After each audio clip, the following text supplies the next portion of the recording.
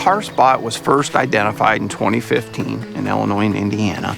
It's really a new disease that we're learning a lot about. What we do know is that it creates black tar-like lesions on the corn leaf. They impact the photosynthesis of a corn leaf and impacts the corn's ability to take in sunlight. And that really ultimately impacts the corn's ability to feed the ear and make grain.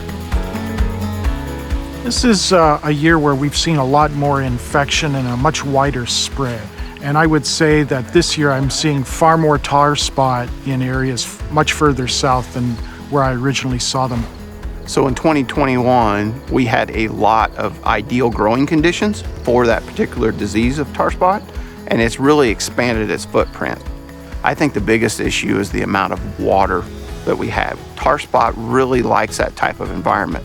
It wants 7 hours of wetness on a corn leaf for proper infection.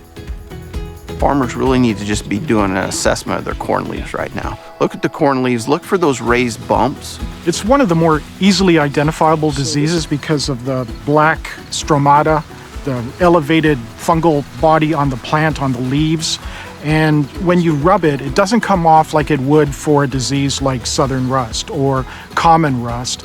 And then there's some farmers that are really starting to think about the future. How do I control tar spot? Because they're anticipating that this will be another trait that they're going to have to deal with effectively.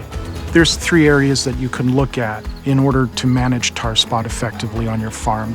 Minimize their risk by selecting corn hybrids that have better tolerance or resistance to tar spot. So identify that resistance hybrid, get it on your more risk-prone acres.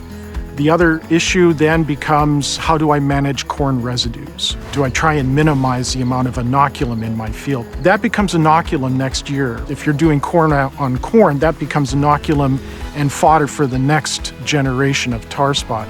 Apply some management programs like multiple fungicide applications that contain multiple modes of actions throughout the growing season. You're going to have to anticipate that need early on in the season by looking at how the growing season is progressing. And we're going to have to ultimately make sure we have a timely harvest to capture that yield. I think a farmer would make a wise decision planting a Syngenta hybrid in 2022.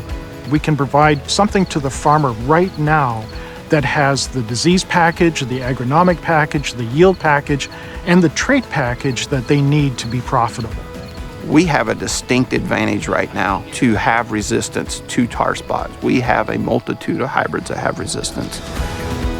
I'm really excited to be part of a team that is really dedicated to making sure that we don't allow tar spot to really reduce the farmers' potential to produce high yields on their farms. There's a lot to learn, but Syngenta has a team in place of pathologists, breeders, our product placement scientists working together to make sure that we get the right products identified and get them on the right acres.